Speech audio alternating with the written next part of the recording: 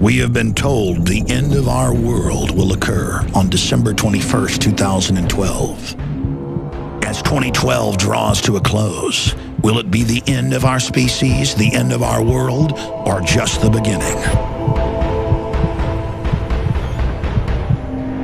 In case you haven't heard, the world is going to end in 2012. December 21st, 2012. The Mayan calendar basically predicts that the world will end in 2012. The world is not going to end December 21st, 2012, coming up in just a few days.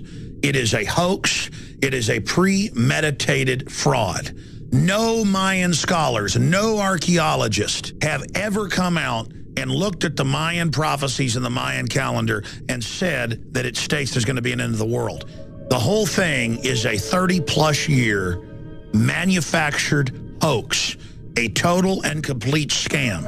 And we're going to break down exactly who is behind it and why the mainstream media has been peddling this for decades. Did the Maya think the world would end in 2012? No, they didn't. Now, the Mayan people are fighting back, saying that the idea of the world coming to an end in 2012 did not come from their calendar. But where do we find the modern end of the world 2012 cult beginning? New Age thinkers like Terence McKenna and Robert Anton Wilson launched what has become the 2012 Doomsday hubbub in the 1970s. They simply used the Mayan date to launch a kickoff of the New Age scenario to garner attention to their other Illuminati New Age writings. Robert Anton Wilson, in his book, The Cosmic Trigger, said that there would be a scientific quickening similar to what Ray Kurzweil says, and that the singularity would begin to happen on December 21st, 2012, and he used the Mayan date as a symbolic trigger for all of this. But there were countless other New Age gurus and establishment-connected types who came out over the next few decades and continued to push this idea that the world would either physically end on December 21st, 2012, or that a new age would start at that point. And that is exactly what we are seeing being promoted and being pushed right now. This end of the world business is a reoccurring theme throughout history. And it gets people to cop out and to not be involved in their daily lives. It makes you have a feeling of powerlessness. And governments and different institutions have always been happy to promote this. The establishment for hundreds of years has gotten Christians to not be politically involved because going back to the time of the Gnostics, they always believed the world was ending next week. It is a total system to cop out. It is a manufactured superstition. Just as Christians are given the rapture as a reason to stand down and not fight back against corruption and evil, the New Age crowd or the hippies, the trendies, people that didn't believe in God, they needed a reason to not be involved. It is a self-fulfilling prophecy, and that's what the whole 2012 hoax is about. An artificial superstition to make people turn control of their lives over to the globalist technocrats. Strangely enough, we find the answer to our current superstition in ancient cultures like the Mayan.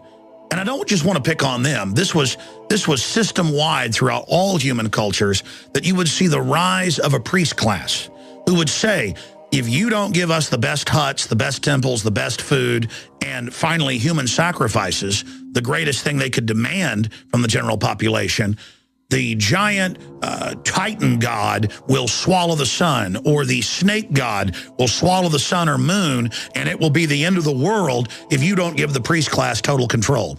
And that's basically what politicians in Hollywood are doing again today. It's the end of the world with terrorism. It's the end of the world with the economy. If you don't give us more control, we're going to go over the fiscal cliff. You remember Karl Rove when he told the New York Times that it doesn't matter if we lie to people, it doesn't matter if we change the political narrative tomorrow, up is down, down is up in a 1984 fashion, because we in the governing class are history's actors now. And you, the public, are in such a coma, you will just accept whatever the new reality is. So sit down and shut up. And that's what these prophets of doom are doing. They are stealing the future. They are pre-scripting what it's going to be, and then we just fall into line and believe it like they're God. Don't let these people dominate and control the future. conclusion, I want to cover some real threats that could not just destroy the human species, but could destroy this beautiful planet itself. Many top physicists and scientists are on record saying that these giant cyclotrons and superconducting supercolliders like the Hadron facility in Europe are engaged in experiments that could possibly destroy this planet. By switching on a $10 billion machine in an attempt to recreate the Big Bang. But critics are worried it will create a black hole which could swallow the Earth. Interestingly enough, CERN goes live on December 16th through the 21st. Many scientists have warned that nanotech could get out of control and create a self-replicating manufacturing system that would overtake the surface of the globe in just a matter of days. In hundreds of major studies, GMO crops that have been eaten by Americans for decades cause near total sterility, brain damage, and deformities in the different rodents that they've been fed to. Major universities for decades have been stampeding each other to publish things like the mousepox recipe that can be redesigned for humans very easily and inexpensively and kills more than 90% of mammal species that come in contact with it. And then, of course, there's the good old-fashioned threat of nuclear weapons. More than 60,000 of them held by governments right now, onboard aircraft, underwater submarines, missile cruisers.